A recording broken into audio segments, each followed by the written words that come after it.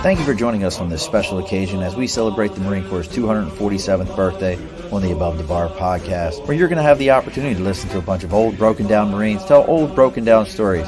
So as we always say on the Above the Bar podcast, be sure to push your stool. What the fuck is the goddamn return giving me now?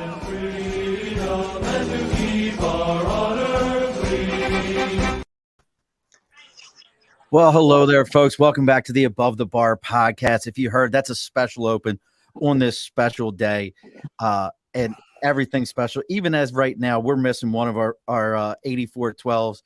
We're letting Dibs hang out with us today as a honorary 8412. As Mike Malika is sending me messages, I can't get the effing microphone to work, which he doesn't understand. He has to be logged in for that to work. I don't. God, log in for it. Oh, hold on a sec, folks. Here he is, the one guy that will get us all fucking canceled today, and I know it's gonna happen. Let's see if I can get him. Oh, why the hell? I can't even get him. I was scared to get on this because of him. Well, most of us are.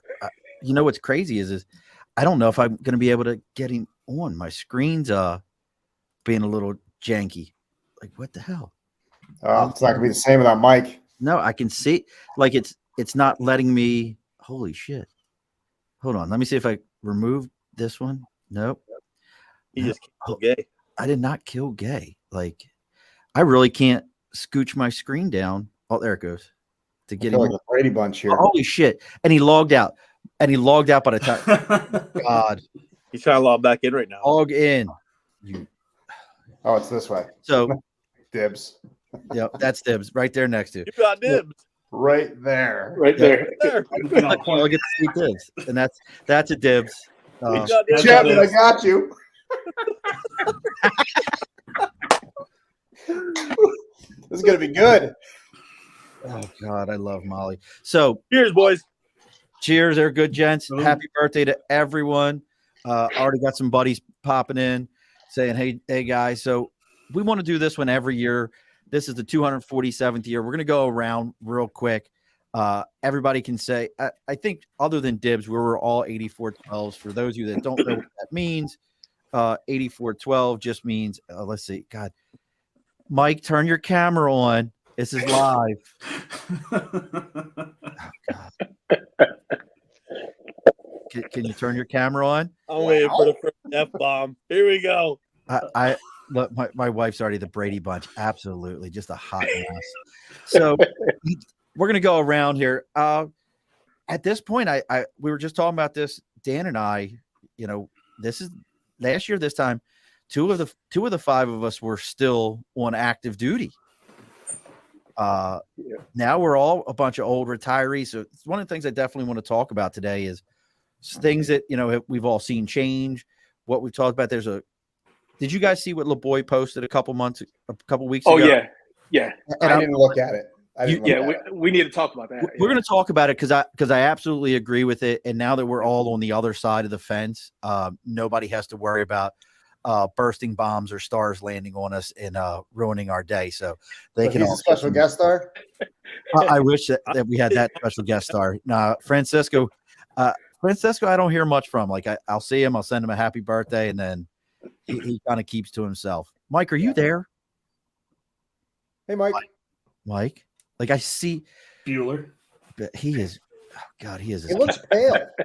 He looks pale. Just like a dot. So let's go around real quick. How many years from each of us? I'll start it. I did 20 years. I retired in July of 2014. Dibs, when did you get out? 2011. So how many years was that? 6, 5, 8. 3? 8 years. Dan? I have 25 years, but 5 is reserve. So you 25. Yeah. Look, fuck that. Like was reserve. Look, now you say I have 25 years. Be an adult. God. Calculated down to 18 years, 7 months, and 3 days. Well, when you're looking at your pension, it actually does factor in. Well, yeah, it should. Mike, I think, came in right around the same time I did, but he had reserves, so he got out after I did. I remember that. I don't know what he's doing. I'm about to kick you off the screen in a minute, Mike. Terrell. He's probably having a full-on conversation from what you guys were saying. Just talking away. He's doing that crypto mining shit. I bet. He's got one of those. You know that he's got one of those things, right? That's where I learned He's in the about mine right now. That's why it's so dark. So how about you, Terrell? When did you get out? I just recently retired. September 1st, 22. Yep. How many years did that give you? 21. 21 years, 11 days, and 17 hours, some shit like that. God, I didn't realize you were that much younger than me. Yeah. Yep. Fuck. He's just a baby. Just a baby. Baby. Just a baby. How about you there, Bill? I was just trying to figure out if gays. No, I'll let it go for right now. But 2018, I got 21 years, buddy. 21 years, and he got out in 18. So, Dan, you and I really were like a lot older than them. Yeah. I didn't realize that. I joined late. Yeah, but I mean, you were still Late there. bloomer. That's the story of our lives. All right, Mike, I'm kicking you off until you can get this shit figured out. I love you, man, but I can't just stare at this black space. Hold on a sec. Here's what we're doing right now. Hold on.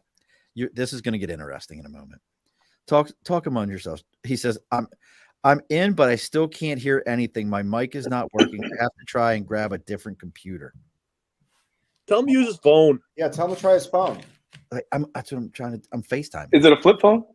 Oh, you look. You know his shit's probably. He's still got a BlackBerry. You know for a Man's not fact. finding me. Right. You know that he was the person that I first ever learned about. You ever seen the rifle from Mossberg, the just in case?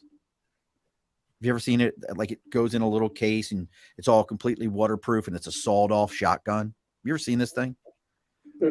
Molly, I was like, yeah, man, you should see it. He's like, I got one. I'm like, oh, you got one? He goes, yeah, it's tied to a rope thrown in the pond in my yard just in case while I'm out there fishing, someone attacks. What the fuck is wrong with you, dude? What is They wrong know with he ain't motion either. No. Like, I'm like, this is really a thing. This is this guy. So between all of us, so what do we have here? 1, 2, 3, 4, and add my, so we have over 100 years of Marine Corps in here right now. Over 100. Already got Big Carol. Just wanted to say happy birthday to all and thank you for your service. We appreciate you, Carol. So how do we want to kick this off, gents? I want to start with this. I know how things have been for me. Terrell, you're the well, no, I guess Dan. Which one are you?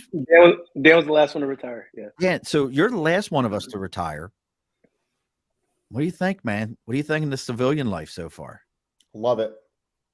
I absolutely love it. I've wanted to do this for a long time. I've wanted to pursue other goals, especially with like the real estate and everything, and getting into the coaching. I just want to do the things I want to do and have the freedom to do it. With the way retirement worked out and everything else, I get to do that. I can wake up, I could sleep in, doesn't matter, but I can spend more time with the kids and balance it out. How about you, Terrell? I would say being a career recruiter, just being a recruiter for the amount of time that I thought that I was no longer institutionalized until I hit the civilian sector. And I realized like, man, I'm still institutionalized. And I didn't realize it at first because I've always been that low key, nonchalant, didn't matter. But I definitely realized, even though I was being my nicest self, some people thought I was a little bit rough around the edges. And I'm like, this is the nice me. Like, do you not understand what I was? So, other than that, I'm loving it, spending some time with the kids and everything. But, there was a little bit of an adjustment. So What was your biggest adjustment? it was being hands-on for the most part. Recruiting, we're always in the mix of everything. It's on a need to know, not even on a need to know basis. It's a matter of like, hey, tell me what I need to know. And if it's not everything, then we're going to have issues. So in my current role, it ain't like that anymore. So it's one of those things where, I'm more of a trying to keep on the strategic side of the house, not the operational side of the house. So it's an adjustment. So now, Bill, you're it goes Bill, me, and then in this case, Dibs. Dibs has been out of the service longer than all of us. You got out in, you said 11, right? Yep. May of 11. So you got out in 11. So how about you, Bill? What are you thinking, man? You're at 4 years out. You missing it? Oh, I miss it every day. I think that at first, I think I felt like Dan. I think I felt kind of, that weight is kind of lifted off your shoulders. The freedom is there. And then you kind of go through a phase of the institutionalized, like, wait a second, I was institutionalized still. And then you go through the, damn, I have to be nice all the time. And you can't say what you want to say. No. And you may be the boss and you may be running something, but you ain't the boss like you used to be. So it's a different type of boss. Oh, yes. No idea. It's a different world than what we're used to. So, I miss it every day. I kind of go off into my own little world, and I don't think people understand why, but that's why. I would take an Anne-Marie gig in a fucking heartbeat. Hell yeah. I would take one of the see you say that, Dan, I'm with you. I remember when I first got out, but as I've been out longer and longer, Bill will tell you I probably call him once a day. I talk to Terrell at least 3-4 days a week. But I'm the same way I used to be. I try to get to my phone, but sometimes I don't. Oh no, God! I didn't even know you. I didn't think you had a phone. I don't. I can't tell you how many times I leave that thing on the desk. So let me tell you, I've cracked the code for Terrell and for Dan and Dibs. You don't understand this. I've cracked the code. Hold on a sec. We have did our special guest just show up here? Hold on a sec. So I'm going to introduce somebody. I'm going to introduce somebody. Let me tell you that I've cracked the code real quick for Bill. When Bill calls you and he says he needs to talk to you, what you really need to do is ask Bill, do you want my advice or you just want to tell me what's going on? And if you do that, he won't cut you off at the time he's done speaking and tell you, hey, my other line's ringing. I'll call you right back. And you won't hear from him. So now classic Bill. I have a special guest that's coming on. He's got something like 300. The Marine Corps is only 247 years old, and he's been a Marine for 300 years.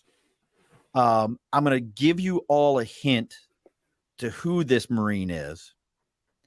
I could probably tell you one phrase, one of his nicknames, and you'll know exactly who it is. Gotta be Gagnon. Who's the devil? Because it's one person. Who's the one person that like Tanko? No, God, no, you ass. You're such an ass. Dan, you got it. Milburn?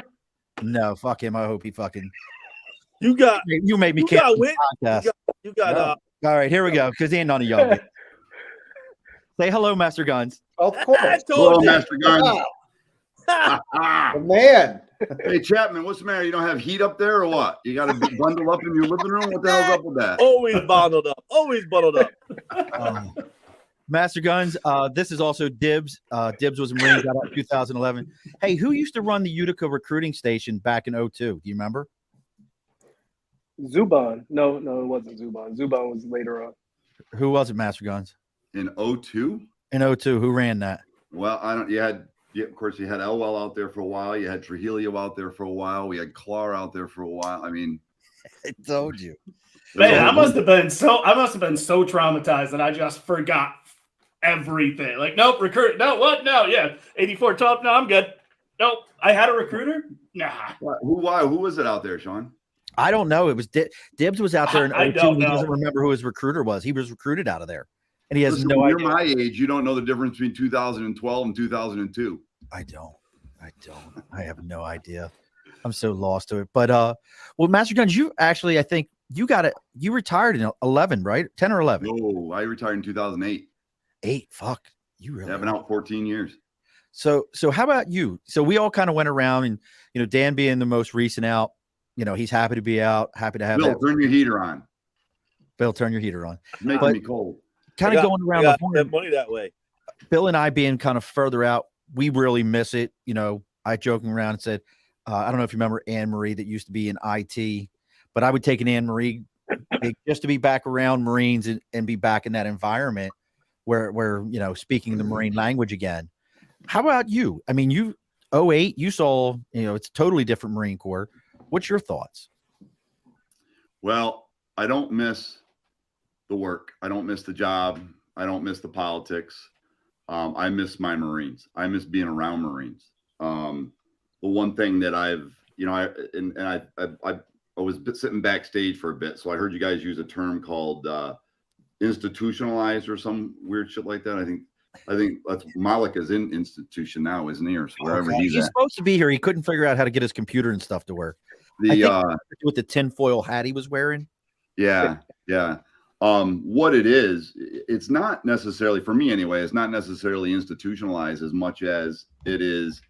You have a certain level of standards and you have a certain level of professionalism and performance that you get very much accustomed to in the Marine Corps that you just don't see in the civilian world. You just don't, whether it be my clients that I service, whether it be people that work for me in any of my businesses. It's you just don't see it, as much as we fought amongst each other and as much as we, holy shit, Bill, put your hat back on. I'm blind. Chapman, put your hat back on. Hey, I thought that was a toupee. Trying to grow it, but it ain't coming back. Listen, brother, I completely understand now. I completely understand. No, so for me, that's what it is. It's not so much that I had to de-institutionalize. Of course, I had 20 out of my 25 years, 20 of them I had on recruiting duty.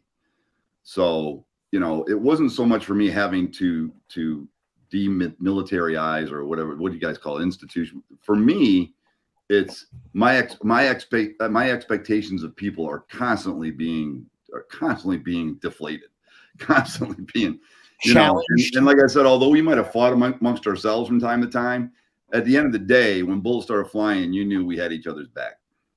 At the end of the day, we might fight amongst ourselves, and all the problems that we might have had, amongst ourselves.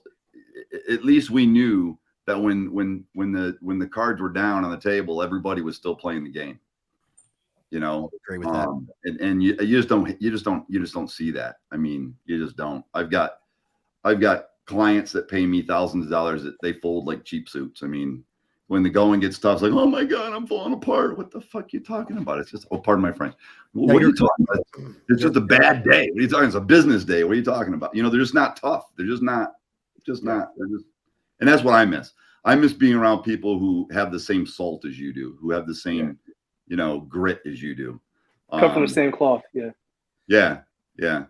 Now, Dibs, you're the only one of us that didn't retire. Yep. And did your 8 years. How about for you? Now, not retiring, doing 8 years, getting out. What for you, do you, you heard the different vibes from all of us in different time frames. What's your thoughts for when you got out? Do you still want to get back into it, or is it like, nope, done? Oh, absolutely. So I actually initially tried. So I got out and then I was like, all right, what do I want to do with my life? I went and did the whole skydiving thing, shattered my leg. So I'm like, but now I want to go back in the military. They won't take me because I had screws, hardware, and everything like that. But like Master Guns was just saying, like when I got out, I started going to college, and it was one of those things. I showed up 15 minutes early, like in a polo, slacks, all that, and then I get kids walking in 30 minutes late. Like I'm like, oh, all right, let's suck it in. But talk about you guys retiring. I've told people like, man, I'm gonna need someone October 27th of next year because that would be my 20. And I'm like, that's so crazy. Because I joined, I signed the paper, I signed the initial shit for my Pool E program at 16. And then I was in boot camp at 17. I started everything. I was in the debt program at 16. Was out well then.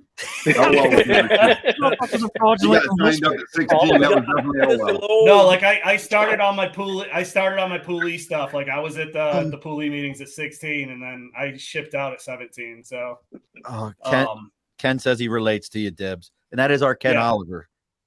Yeah, so it was it's definitely I miss it, just like all you guys said. It was 8 years. I did as much as I could while I was in, and it just got to the point where even I saw the changes from when I went in 2003 to 2011. I saw the changes, and that's why I always told myself if I did a third enlist, if I re-enlisted again, I'd stay in. And I was in Okie and shit kind of went sideways, and I said, cool, that's it.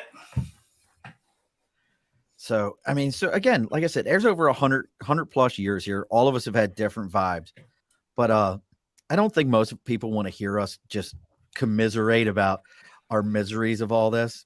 I would like to get into some stories of things we've all done. Oh shit. Do we let him in? Hold on. Do we let him in? Is he the special guest? No. I think he's, from what I've been told, I believe he's special. I He's mean, fine. I Define think how he you took his- mean by that, Daniel? I think he's got his special. disco tin hat on. Hold on. Let's get this. Can we help Oh, you? Yeah. Oh, right. Look, it's the homeless man. I am. Holy shit. You have a squirrel on your chin. Oh my god. Eh, Like, What's up, brother? what's up, Grizzly freaking Adams? What's in that thing? I Oh my god. Huge fail. A bird nest? he'll never starve. He's just storing food in there. It is my drum saver. Dibs. Oh, so Mike Dibs, Mike. What's up, Mike? God. So this is, I mean, God, just a bunch of jackasses right now. That's the best I can tell you. You have no idea.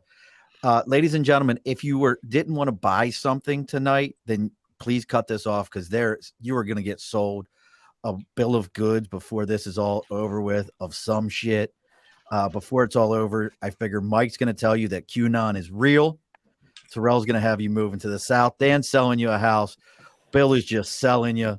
And if whatever Master Guns, he's probably got a pocket full of Werthers right now, and we're all getting. Look at his board behind him. What are you talking about? Oh, look, He's you got have a no idea. presentation ready for us. All ready to go, all ready to happen. My whole office looks like this. Oh, he meant business Nice. when he got on here. Here's the great one. How many of y'all still catch yourself saying to people, "Hey, let's take a step back and look at the big picture"? Not this guy. What are you going to do? Say it to a group of bees? Listen here, bee. Let's take a step back and look at the big hive. I what had do a guy call me actually and say it was the 4th of July, and he's like, "Oh my God, Mike, I got bees still in my house. What do I do?" I said, "What do you mean? What do you do? Put them on the phone. Kill them." Like, what do you want me to do? I was like 300 miles away. All right, Mike, is QAnon real? I gotta know. Is QAnon real, Mike? I don't even know what QAnon is. You just pronounced it right. I repeated what you said.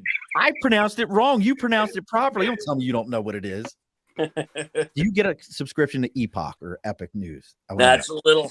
I'm not a Glenn Beck conservative. I am a conservative. But you're great. I don't know. So how about this question? And I'm curious of this as we're doing this. And a lot of this is going to be for folks that are getting ready to get out. All of us. Oh, and we just who did we lose? He's Oh, he's back. back. Quick question here. Anything any of you wish you would have known or done before you got out? You know, like, shit, I wish I remembered to do this. I can tell you for me, it's stuff on my medical record. I promise you. What the fuck is he doing? Who is that? What are you doing? I thought Dibs had bad internet connection. Yeah, his squirrels are a lot worse. Are you than on? mine. Are you on an iPhone 6? Who is it? Me? Yes, you. Oh, I didn't know it was my shit causing this. I was like, one of you is fucked up like polio. Oh, I knew that was coming. So, hold on. You're gonna love this, Mike. I'm working on the train. I'm working on Amtrak, and I used that line. We were joking around. I was like, this is fucked up like polio. One of the engineers who Polio. might have went to high school with Moses looks at me and goes, "This isn't funny, man. My brother had polio." And it's fucked up, right? What? I was Not like, wrong. what? I'm like, He's like, no, seriously, my brother had polio. I was like, Then you get the joke. I'm like, No, I was gonna say, but Mike makes a valid point. Like, so you send it home. It's fucked up. but I'm sitting here like, who still has family members that had polio that are alive at this Hey, point? I'm like, he didn't tell you if he was alive or not. All he said was this. It bro, doesn't he matter. said that It's relevant. I stand by what I said. Polio is fucked Well, I up. tell this story Are all you the time. with me? Is polio not fucked up because your brother had it? I think Fuck up everybody with in this room at some point in time, except for Master Guns and Dibs, has either at one point wanted to push me in front of a train, which I'm completely okay with. But Mike is the only one that in this room that I thought was going to end my career. And I always tell this story about Mike. I thought he was going to end my career. The first time I ever met him, we were all grouped up down there by Benet Labs here in Albany. We were doing all hands. I thought I was looking good. I was getting harassed by Dan, not Dan Beecher, but by Whitley. Major Whitley Dan. was harassing me like, Murph, your shirt's too tight. Ha, fatty hair. Like getting harassed by this guy. I'm like 165 pounds getting told I'm fat because of my shirt. Walk into a room and Mike Malika addresses the entire group of Marines and tells them, I'm going to beat you like a particular group of, oh, don't you disappear, you son of a bitch. Don't you try jumping off. And tells them he's going to beat them like a particular group. And I went, my career's over with. My whole career is done. And as I did this, I look back at Major Whitley, and Major Whitley just smiles at me like, this is what you're here for. This is welcome to the fight. And that was my what is he doing? What are you doing? We don't know. He's just Wi-Fi. I switched off Wi-Fi to my phone to use my 4G and see if that works any better. You're what? I'm using my cellular service now instead of. Did you say we're almost 4G? into 6? We're almost into 6G, and we're rocking some 4G stuff. Wow. He's that crypto shit. Times. That's what it is. Your house is overheating from crypto, isn't it? No, Can we just talk about how people have beers and how Dan, poured his drink, and then Mike just grabbed a bottle of Jameson and just went ham? Like Dan's pouring all nicely, and Mike's like, nope, we're good. No, I found a koozie that fits around the bottle of Jameson. And he says, sorry, I'm late. I got here just as soon as I fucking wanted to. And I walk around parties, and this is how I portion control. I know when I'm done with the bottle, I'm done for the night.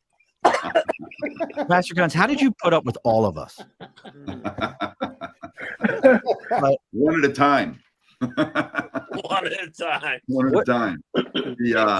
You never directly led me. You never directly led me, like no working for you.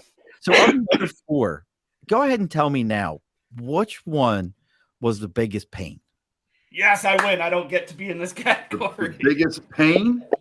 That's Malika. It's the same one as giving you the biggest pain on this show. Well, but you got to understand, I met Mike when he was a Lance Corporal. Yeah. Right. When I met Mike, he was you were in the reserves, I think. We brought you out on 130. We were bringing you out on 139 day. You had to do my interview. Yep. And I had to do your interview. And what was Trujillo running the station then up in Glens Falls? Is that who referred you in? Noble. Oh, Timmy. Yeah. Timmy. So when I met him, I was the RI and he was a Lance Corporal. Then when I took over the RSS and he was a recruiter, we had to get a waiver for him to drive a Govo because he was too damn young. Yeah. He wasn't old enough to drive a Govo. So you got to figure how old are you now, Mike? 75. So 40. You got to figure I've known him a long time. Oh, God. I was 18. You're 18. You were 18. And for a Govo at that time, I think you had to be 21 to drive it. 21, correct. Yeah. That was when we were pulling fuses out of the dash cluster so that the mileage didn't go over 2,100. And we'd run out of gas. And fucking Gunny Bryant, the supply chief, was like, how the fuck all you Marines keep running out of gas? Don't you watch them gauges? In my Govos? Like, no, we're not watching the gauges because fucking gauge ain't working. Now see, that's the pain. That's my pain. See that it started way back then. Now, something that I just thought about. Now, for Dan and Terrell, this is your first opportunity to tell a recruiting story that you've always wanted to tell, but you couldn't tell it because you were, as Terrell said, institutionalized, or you were still in. The DD-214 has cleared. They can't come get you. Nobody's calling you to the carpet in the morning. Nobody's going to say, hey there, Master Sergeant. What do you mean? This is your opportunity to tell that story. You got one? You're both smiling, so I can see the look in your eye. I don't think I got one. I'm trying to think. Like, all my dirt's out there. No. I'm trying to think. No, you can tell by the looks on their face that there's something there. They're like, oh, can I really say it? Like, even if there is something, like, it's buried so deep that it's gonna be hard to pull back out. But we've all said we want to write the book. Every one of us has said, when I get out, well, I'm going to write a book of the crazy stuff that I've experienced. I was on it. I got a call from Vanko one time, Bill, and I know how much you guys love each other. I got a call from him one time. He goes, I'm going home. It was like middle of the day. I'm going home. Why? What's going on? He goes, I just left this kid's house. my entire uniform stinks so bad, and I just vomited behind my gov because of the smell in the house. That's what he's like. I'm going home. That's what his experience was. And and what you got, Mike? Who doesn't know Vanco? Vanco would spend like $300 on like a pair of shoes and like $200 on a belt. You know what I mean? So for All him, day. All day for him to smell like that. T-shirt guy. He's like a name brand designer, fucking. And nothing is used. He owns nothing used. Right. He will not.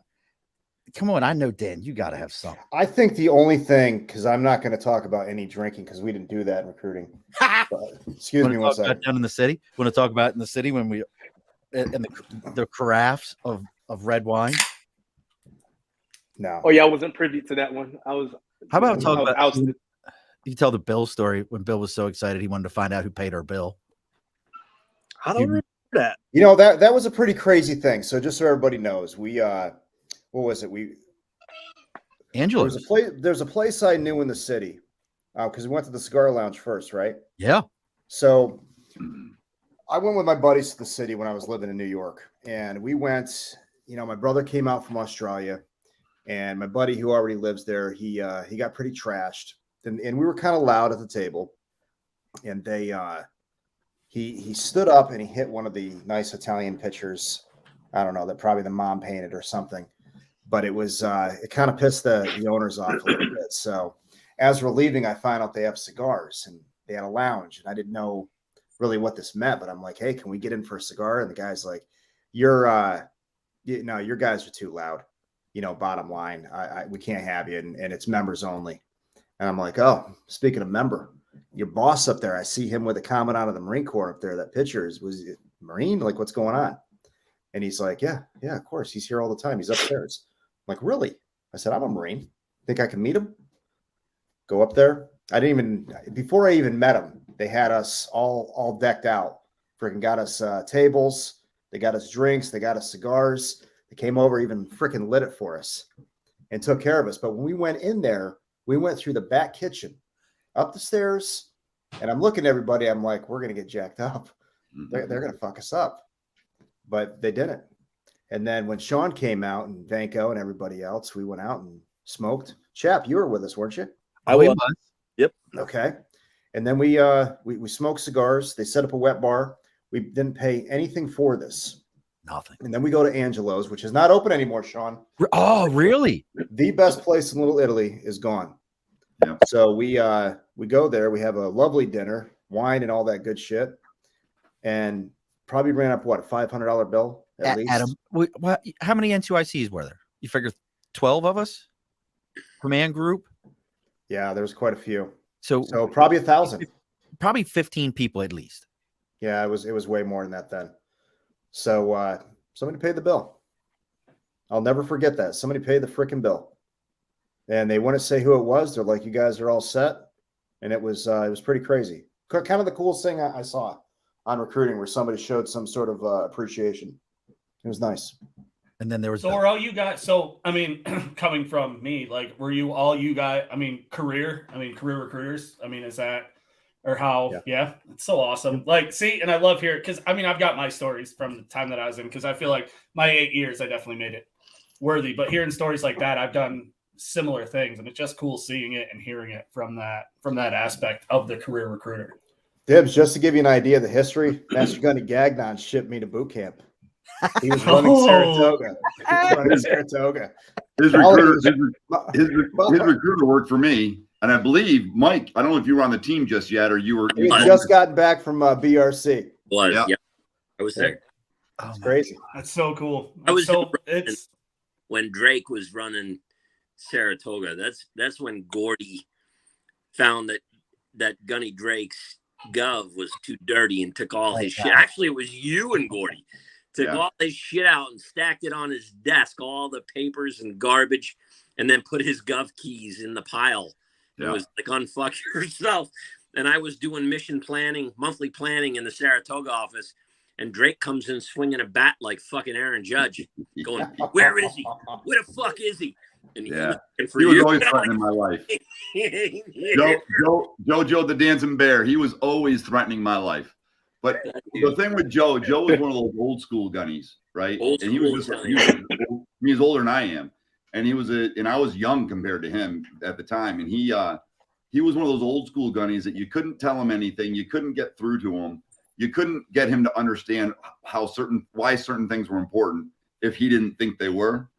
But one thing you can't take away from that man is that he'd die for mission. He would die for success. Yeah. And that's that old school gunny. I can remember it was Mission Eve night. And we were down 3 in Saratoga, which was unusual for us, but we were down 3 and we rallied the troops. And of course we went around the horn. Who's got anything we can pull in? And Drake looks at me and he goes, "Well, boss, you up for an all-nighter?" I'm like, "What do you mean?" He goes, "I think we can pull this hat trick, but we got to go to the mountains." He had kids dangling on a string that he just couldn't knock them off. He just couldn't. And so at 8 o'clock at night, or it was 7 o'clock at night, Mission Eve night, we jumped in the Gov and we had to tie. We ended up going to Ticonderoga, right? We ended up in Fort Ann. We saw that's the night that the Rivers kids joined, the Lacey Rivers and her brother. I forget her brother's name. Albert. That's the night and there we are at midnight in Ticonderoga, and we've got 4 kids at a kitchen table because we were putting Lacey in, and Dad was a Marine. We're putting Lacey. We're doing her paperwork. In walks Albert, who had been interviewed like 9 times, right? And I said, "Hey, where you?" I said, "Sit down." I said, "I hear you need to be in my Marine Corps." And he goes, "Oh no, I've heard it all." I said, "No, you ain't. Sit down." Right? And so we start talking to him. Next thing you know, 2 kids knock on the door. They're Albert's friends. He was supposed to go partying with them that night. We bring them in. Next thing you know, we're bouncing around. We're getting and we brought all 4 out of the woods, and we overwrote by 1. We overwrote by 1 the next day. We walked all 4 on, and we overwrote by 1 next day. That's a big win. That's a good story. Phenomenal. Like that's 28%. That's some legendary shit right there.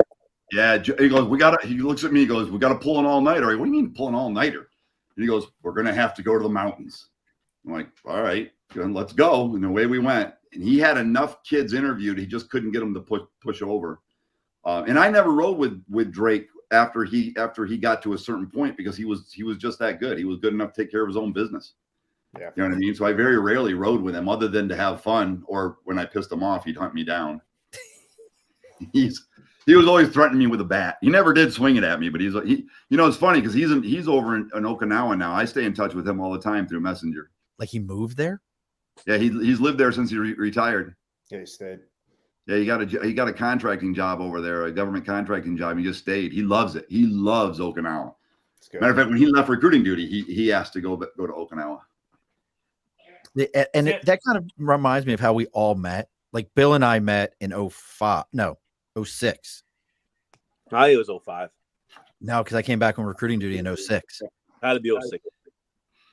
We met in 06, hanging out in the most memorable moment of that was me, Bill, and Francisco LeBoy, all in blues in a Latin club in Long Island, just trying to shake our groove thing, and Bill drinking like gallons of sangria.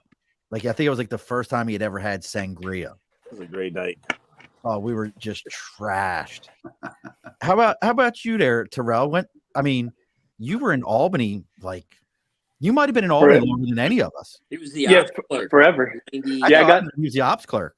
I got there in 2004, and then that's when I met Dan, and I met Bill. He had came on in 2005, I think it was, and then met Master Malika. He was you were there. You was the ARI at the time because Bragan was the RI. I remember that. And Master Guns, you was down at the district as the train team chief at the time. Yeah. So, God. Yeah. Yeah.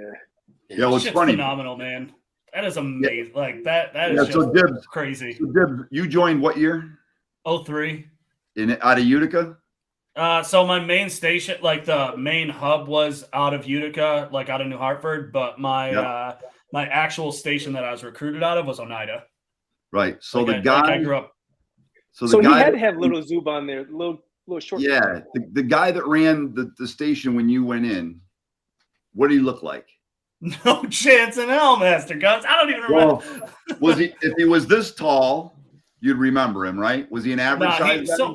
No, I think he was. So for some reason, Staff Sergeant Gage, were, I don't know, like that name sounds familiar. I could go back and try to. I've still got all my Gage. paperwork and shit. Tall guy, right? Yeah, guy? super tall. Yeah. Yeah, Yeah, he was like a baseball 6+. player. Yep. Yeah, that name sounds super familiar. But Very I changed. stiff. Good I posture. changed a couple of times. Yeah, and then I think there was a Staff Sergeant French at one point. Like, Right. Oh, Yo, Frenchy! Good old Bruce. Son of a bitch. So Dib, yeah, so Dib, Bruce so Wayne. Dib, just to give you an idea, right? French at one time, when I met French, I met him as a 139-dayer. He was a Lance Corporal, right? And then he came out and he at one time, you know, was on my team, right? But French's recruiter, we were recruiters together. Beecher's recruiter worked for me. Bill's recruiter is my best friend, who also was one of my recruiters when I ran Binghamton, because I believe Hutch was your recruiter, right, Bill? That's true. So Gunny Hutch is his recruiter. Mike, who put you in? Noble, right? So, and I can remember poor Noble when he first took over the station. I went in to train him as an NCOIC, and he just looked at me and he goes, "I don't want to do all this shit." I think I was a Gunny at the time. He goes, "I don't want to do all this shit, Gunny." I said, "Well, you're going to have to. You're the boss now." Which I don't want to do all this shit. I just want to recruit. But every single one of their either their recruiters or the guys that the guys that were part of the foundation of their careers, I've known probably for all of their career. You know, See, that that's is great, the like- cool thing about recruiting duty. It's a very, that's very so awesome. Yeah. At Dan's retirement, he said it best. At Beecher's retirement, he said it best. Is that it's such a small community. The Marine Corps is small as it is, but the recruiting command is even just that much smaller. That if you stay around more than a minute, you're gonna know everybody. You're gonna get to, you're gonna see every.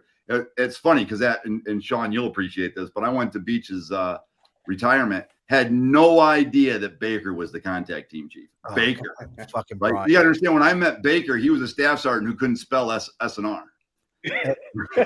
and always passed out with a full beer on the dresser next to him and would piss himself that night. Yeah. Guaranteed. Would piss himself and have a full beer next to him. And poor Francisco was always his roommate. Always. No, I love that small Marine Corps. Like, it's so talking about French. Like, I remember French when I got to Lejeune, like when I got actually into the fleet, and then someone was talking about something like, "Oh yeah, I know, like Staff Sergeant French is a bouncer over at the Driftwood, which is like the ghettoest fucking strip club in Lejeune." And I'm like, I'm fairly certain he was my recruiter. Oh God, I love it. Bruce French. Right. Last time- You know, though, God bless that guy. When I ran East Greenbush and he worked for me as a recruiter, he was recruiter of the year.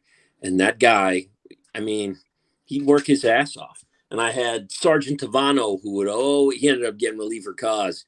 He'd always come in with no appointments. I'm like, next time you come in, I'm going to have fucking Bruce punch you. So next time you come in with no appointments. So, of course, the next day, Tavano comes in. I'm going to Bruce. Bruce runs fucking caves in his chest. I can so see it too. French broke my ribs. Did he really? He was a, Yeah. he was I a was at a- I stocky was at a guy. pool Like, he function. was.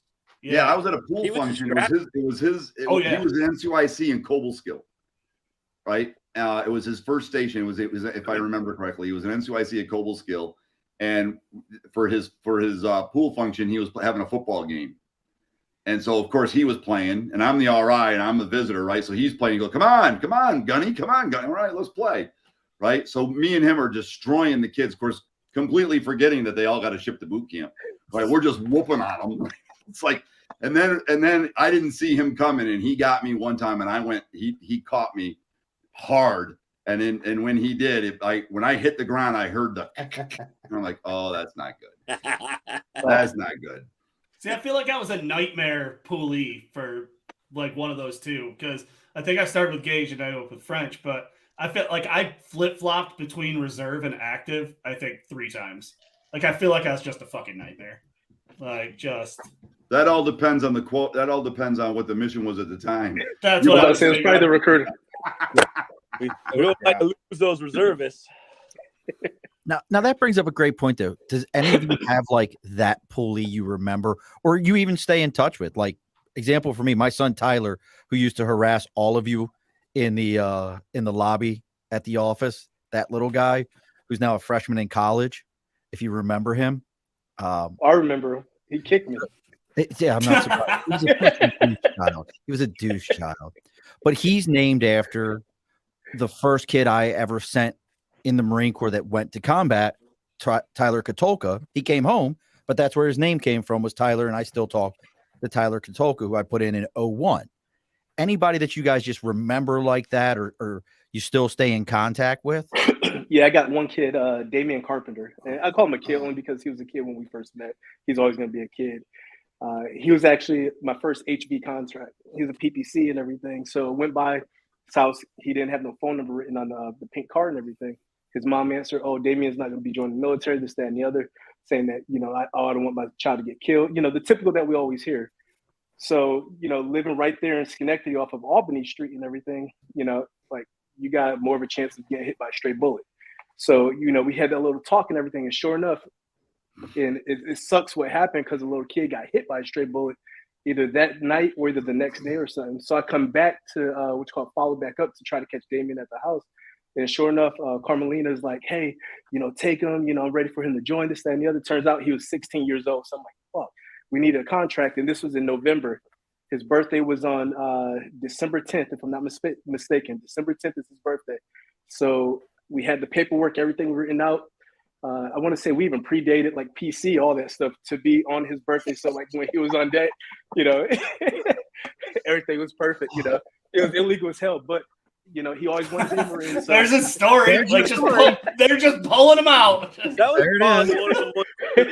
When he was up there and said, "Hey, let's put him in." Murph realized we can't fucking do this. He's 16. Don't lie. I'm trying to think. Was Murph there at the time? No, Murph wasn't there yet. No. It was. That's when Gunny Master Marion was there. Marion.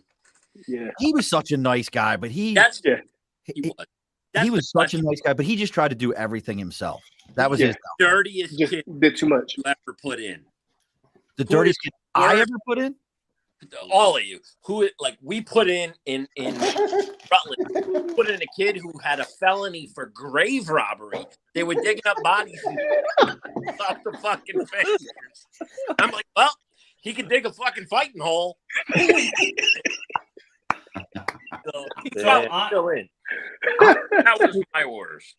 So the dirtiest one, I didn't put him in. I actually told my team we're not putting the kid in. They waited till I went on leave and then put him in. He was arrested for sexually assaulting the neighbor's German Shepherd and getting caught. Jesus Christ. Come on, man. And his excuse was, I was drunk. I was just humping it. I didn't really do anything. And I'm like, no, we're not putting this guy in the Marine Corps. Do you want that guy in combat? Jesus. And they wonder why they have like 20,000 sexual misconduct cases a year. Right.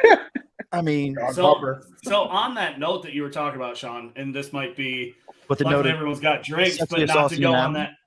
So to not go on that that kind of deeper emotional. You guys obviously put a shit ton of people in the Marine Corps, right? Obviously, you guys have put.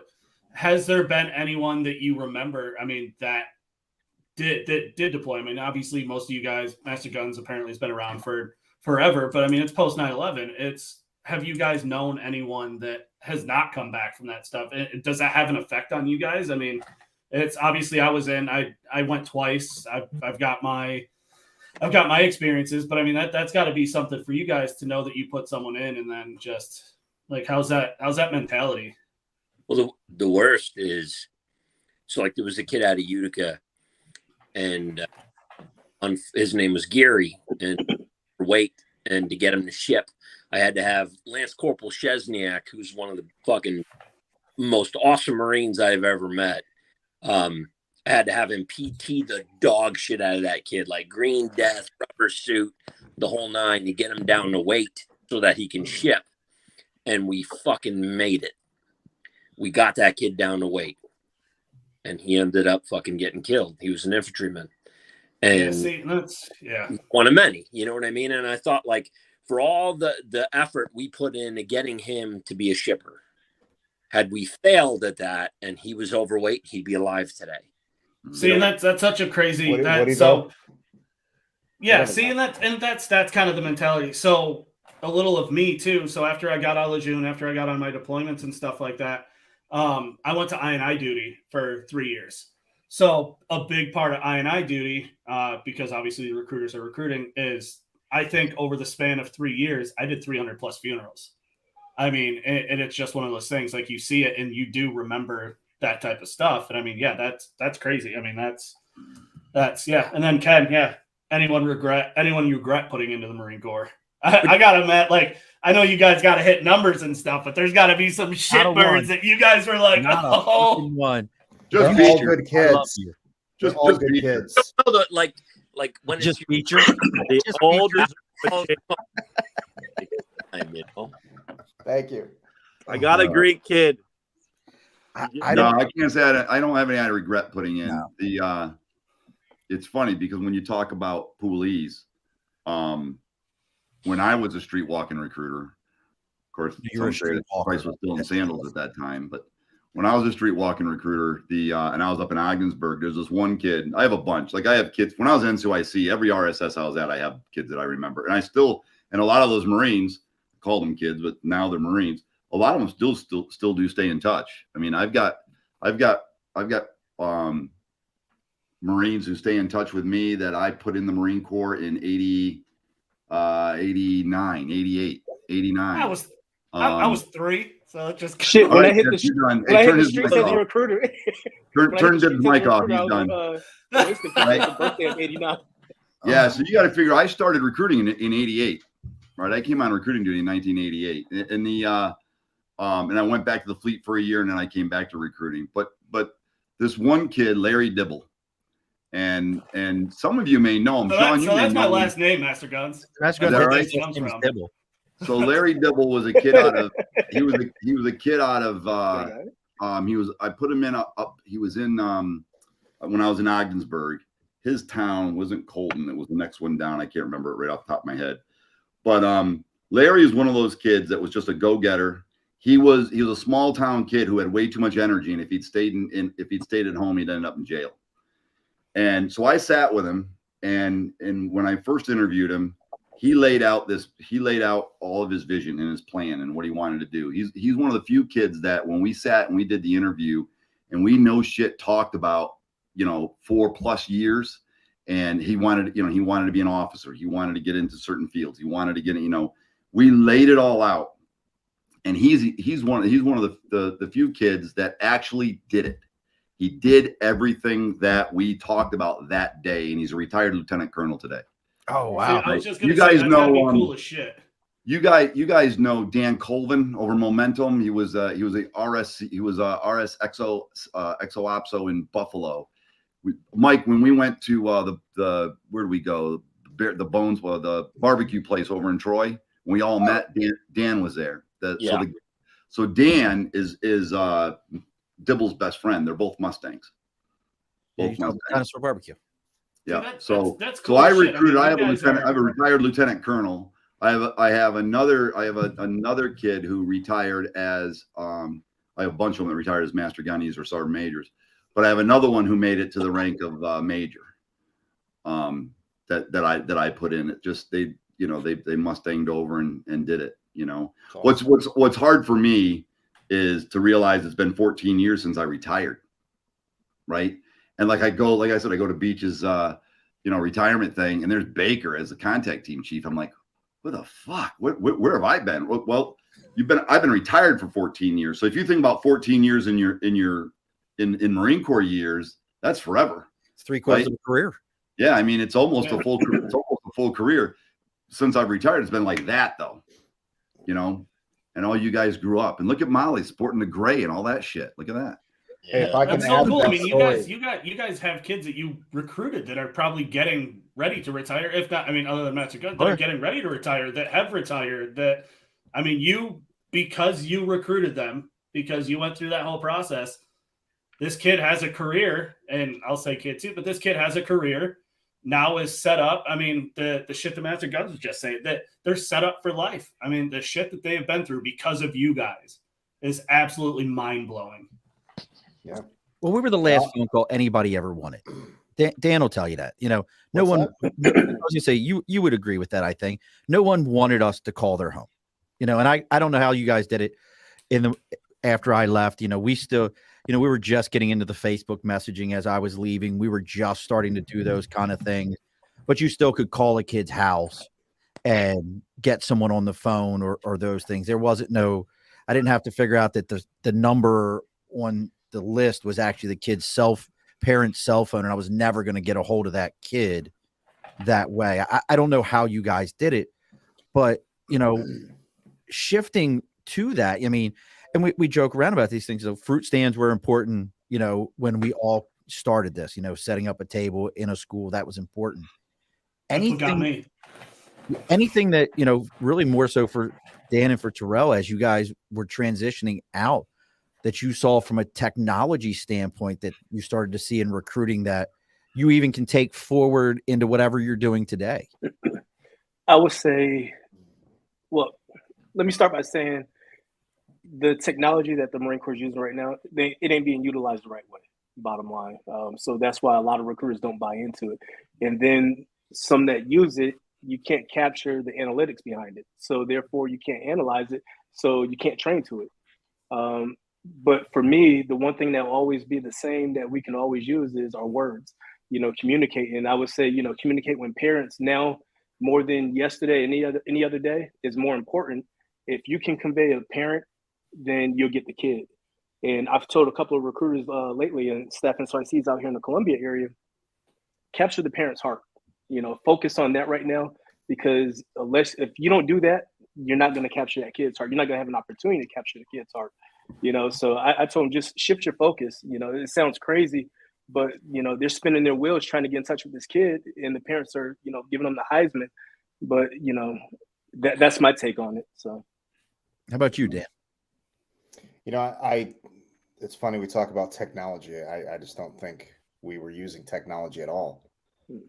It's scary. I mean, they didn't want to embrace new ideas. I mean, even when they came out with this social media package, it was very generic, you know, when they came out with it. And I'm like, I just never understood why we weren't using landing pages.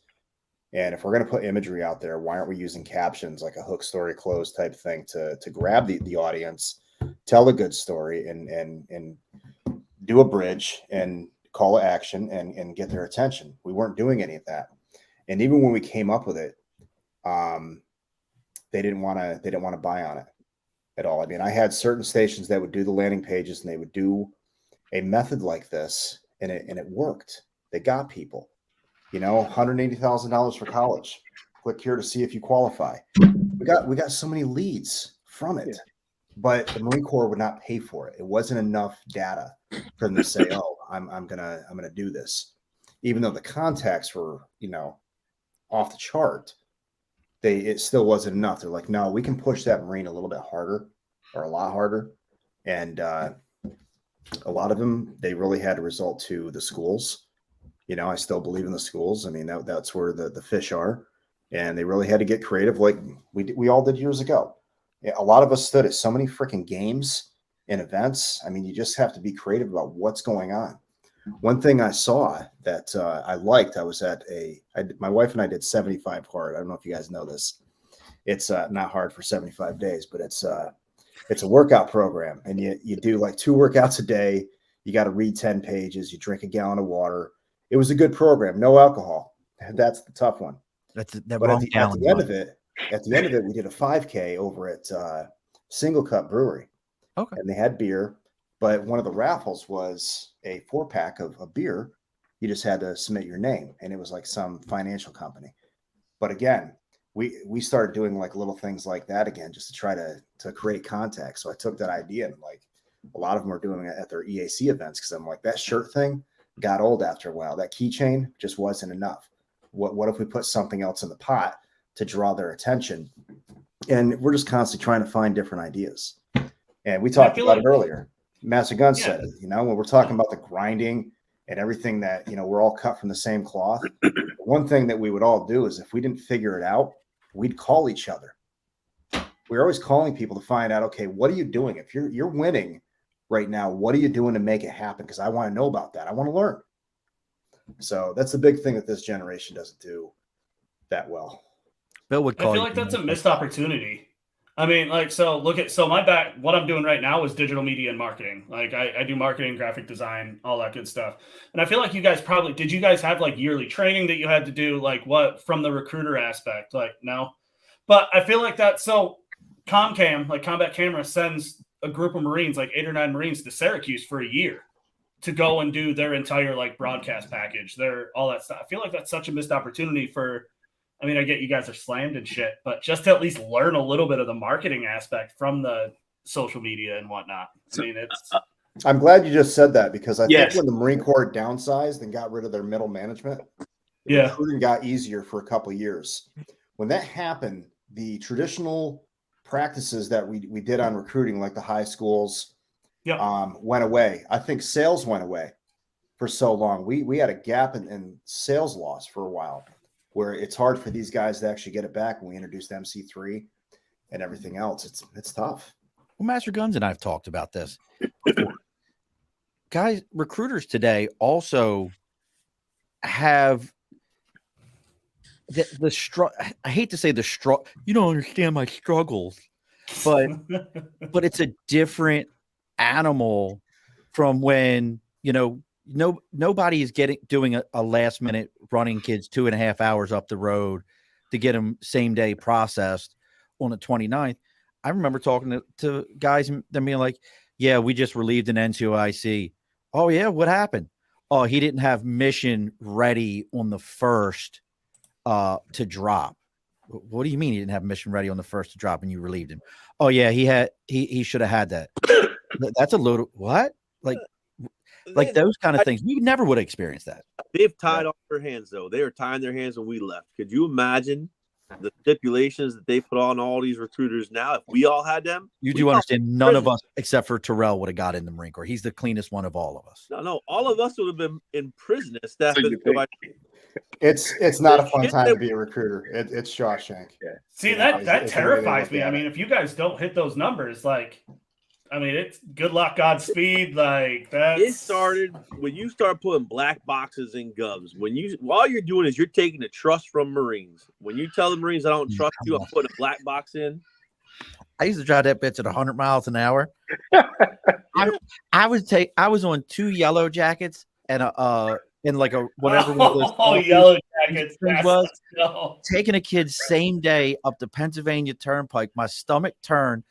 I was doing 100 miles an hour. I pulled over the side road, threw up at the back of the Gov, got back in, and got that kid up the road to MEPS on time.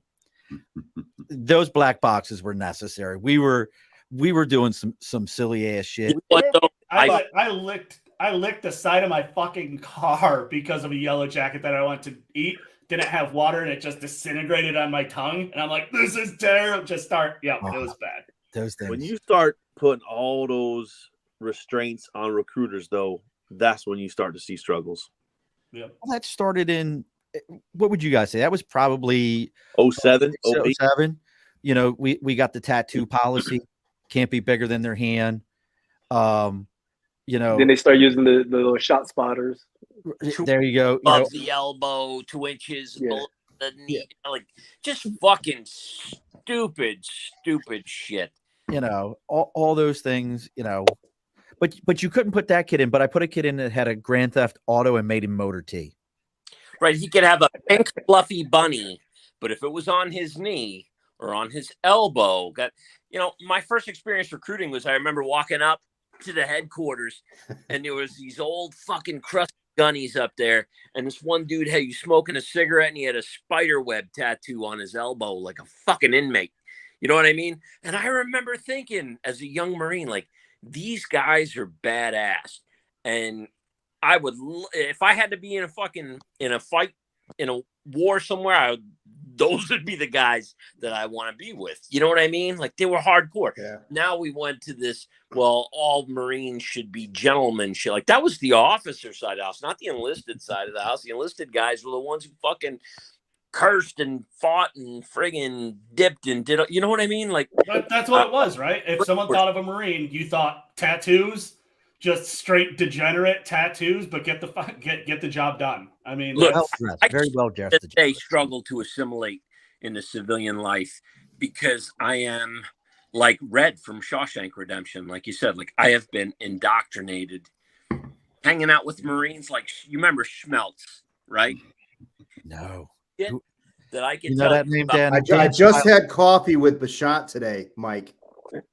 with Bashat, Bashan. Troy Bashat, and we were talking about Schmeltz. So please continue. Schmeltz fucking he gets a dog from a rescue, right? He wants the meanest, most vicious dog he can get. From a rescue. Fucking pit bull that had been a fighting pit bull, and the ears are trimmed, and it's got like one brown and one blue eye, and the thing is just mean as cat shit. And he has the thing for like 2 days, and he can't bring anybody over his house because whenever he tries to bring a friend over, that fucking dog wants to bite their face off. So he calls the lady from the rescue back up, and he had gotten this dog from like fucking, I don't know, it was like Buffalo or some shit. Like it was out west. And he's like, hey, lady, you need to come pick this dog up. And she's like, oh, I'm sorry, we don't have any returns. He's like, lady, you don't pick this dog up, I'll kill 2 dogs. And she's like, I'm on my. This guy was good. He was really good. Would do. I went in. I think I was the fucking ARI or something. I walked in and he was getting an SRI done by the district. And I was tasked with going in and pre-inspecting his system. So I pull out, I'm like, let me look through this Marines fucking volume 1. I open the volume, like the binders there. It says volume 1 on the spine. I open it up. It's Star Wars memorabilia. I'm like, where the fuck is the volume 1? He goes, I don't need that shit. Right? He threw away the volume 1 and replaced it. He 3-hole punched Star Wars memorabilia and put it in the volume 1. And then when Major Chisani came in, he goes, hey, sir, check this out. He opens up the fridge and it's filled with beer. This is in the fucking RSS. Chisani's like, Schmeltz, what the fuck are you doing? Like, Who was the female admin that we had? What was her name? Folan. I hadn't been so. Oh, you saw the big fridge we had in the back? Yes, you might have. It's bad that he already knows. You might have still been back here. I was the ARI. Mike is the RI. Poor friggin' Brent Ryder. Still talk to him. He's a state trooper now. Brent is sitting there as the OPSO. I was ops. Yeah, you were the ops chief. Folan walks out of the admin office at like 4:15, 4:30. Walks out of the admin office, walks right past the captain, opens that refrigerator, pulls a beer out, pops the top, and stands right into ops and starts drinking it. Right in the middle of ops. I saw him later. He goes, because him and I checked in the same day. He's like, Gunny, where the fuck are we at? What is this place? I'm like, you know, our CO to be his master blaster because he's just a Mongo monster. Our sergeant major eats 12 dozen donuts and puts on 0 pounds and doesn't know anyone's name. Knows 0 names. Did you ever? I couldn't stand that motherfucker. Oh, I loved Stocks. Dude, I stood in the office one day. Me and Brent, we're sitting there. The guys from RPI had come down, and it was like a colonel and some captain. I don't know who they were. And they're talking to him, and he's telling them, like, oh, I was in that same unit. Do you remember that real tall, skinny, dorky-looking Marine, real lanky, wore glasses, had a scar across his face, looked like a big asshole on his forehead? And he would describe people like this. And he's doing this, and the whole time, the colonel's going, sorry, Major, I don't remember that. Gets done and walks away. And I looked at him. I said, sorry, Major, can you write some names down? You didn't say a single name. Shut up, Murphy. You're lying. Brent had a pipe up and go, sorry, Mage, you didn't say a single name in that entire conversation and vulgarly describe people to a colonel in the Marine Corps. And he knew nothing. That dude was. He did no wrong. He did no wrong. So, but I want to know this. So all of us being out, and we can actually probably go backwards on this one. I'm curious. Anything that you guys wish you would have knew? I know you're happy. Some of you are happier being out. You know, it's a fresher thing. But anything that you wish you would have knew before you got out that you could have done or you would have prepared for in a different way? I'll hit that one because I've been saying it since March of this year, since I started filling out job applications and everything. You know, we're 8412s, we're career recruiters, and we're over on the human resources side of the house. You know, let's call it what it is. Talent management, talent acquisition, things of that nature. I wish the Marine Corps had set us up to get the appropriate certifications to make ourselves more marketable.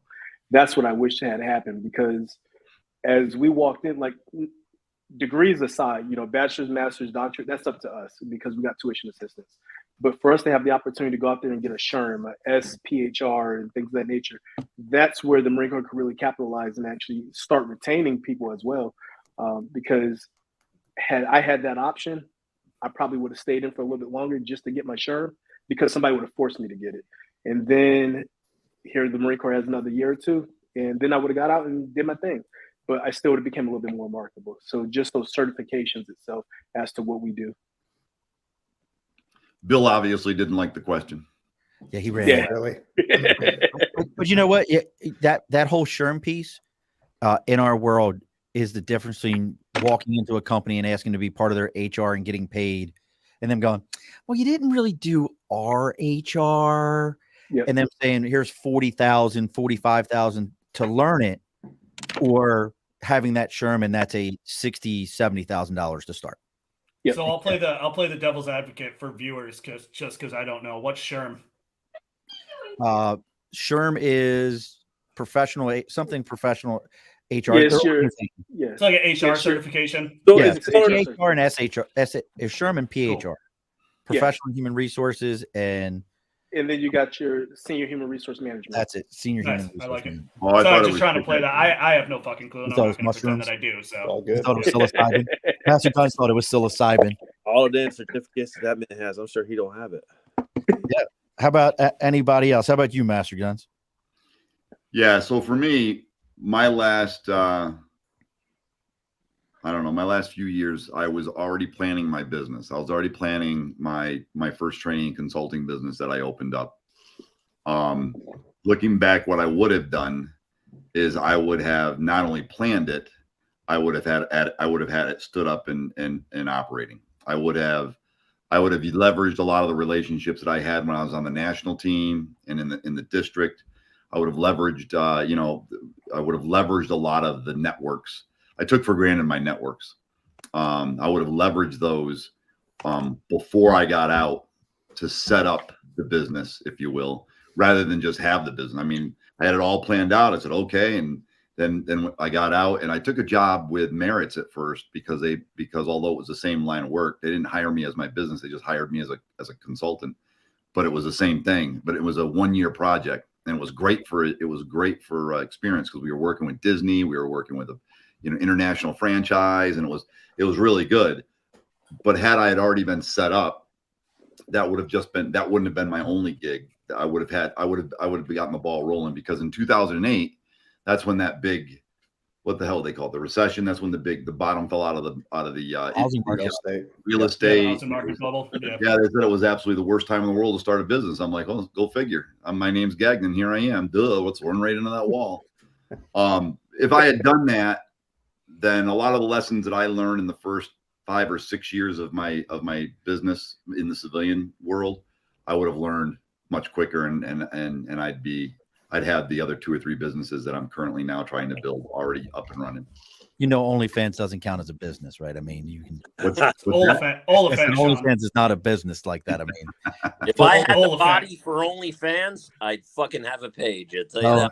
No. how about you, though, Mike? You've been out for a minute. You got out in what, 16? 15. 15. I knew you were after me. So how about you? Anything that you wish you you would have known beforehand? The only regret I have, and it was more timing thing, is that my second son was born right as the new GI Bill came out, and I put my other son on, like I switched over to that new GI Bill, but I didn't have a social security number. It was more just a logistical thing with timing when I retired. So when it comes time to now, getting him the money for that new GI Bill, I don't know if I'm going to be able to. I don't know. Born after you got out? He was born after you got out? He was born 6 months before I got out. Okay, you're good then. So I've actually fought with the VA about this. If you have a child that's born after you retire, like my youngest that's 5, yep, after I retire, he does not rate any of my 9/11 at all. Right. So the VA says, oh, no, you can't do that. Even my wife, because we got married after I got out, rates none of my 9/11. 2 of my sons do. But, yeah, that's been a big argument that I've had with I've talked to congressmen and senators. Like, you're letting them do this. If you got a guy who did 20 years and just never had kids, dedicated his time to his service and gets out, they're screwed in that sense. Yeah. Right. I mean, the total is the total. What does it matter if I spread it between 3 kids, 2 kids, 1 kid? Fucking, I don't know. That's really the only. Yeah. Look, I have my regrets. Out of every one of you, I'm probably the most bitter. You would not know that I'm a Marine unless I tell you, and that's a horrible thing to say on the Marine Corps birthday, and that's anathema to most Marines. Like, I've never put a Marine Corps sticker on my truck. I'm not a red hat. That was a $20 word right there. Can you put a subtitle if you're going to say big words? Yeah. This is the Marine Corps. Say That's a $5 fine. That's a $5 fine because you didn't use that with a dictionary. They what hide did you just like say? that in these little things called books, you fucking bums. Maybe if you read the newspaper instead of sleeping under them. Still using the same lines, man. Still using the same lines. Look, Oh, God. Look, but I wouldn't undo anything. I didn't say regrets. I said just something you wish you knew. Yeah, no, I really, I'm glad with the way everything progressed. You know what I mean? Like, we all paid our dues to get where we are today. And that price may be a little bit different for each of us based on our circumstances, but no, I'm content with the way it all panned out. Bill, are you there? Are you changing? I don't know. Are you pooping? No, I'm here. So how about for you? You sounds like you're driving. It sounds like you're driving. So do you have anything you wish you would have known before you got out of whichever branch of service it was? No. Wow, that was a good one. I would think I'd have to probably go off of what Tyrell said. That's probably one of the things that annoys me the most is not knowing the certifications that I would have needed to get into certain things. Like, one of the big things, like everybody knows, I coach high school sports. I would love to be in the high schools teaching. And I feel like if we could have gotten, some of those certifications, I think it would have been better. Florida, I don't know if you guys pay attention, but Florida, if you were in the military now and you got out, you don't have to have the college degree. You automatically. Yeah, troops to teachers. Yeah, that thing's back up and running. I just looked at it too. I mean, I'm not in Florida, but I was just looking at it too because I substitute teach and I was looking at a certification. So I would say that's probably a big one. Regrets? I don't have any regrets. No regrets. And you're right. I'll that's the one thing is I did leave the Marine Corps and I went over a quick minute, and then I ended up in the Army Guard. And I'll tell you what, I liked it over there. The guys over there were good. Good command, good people. A lot of them left the Marine Corps and went over there if they got out and they wanted to do something still.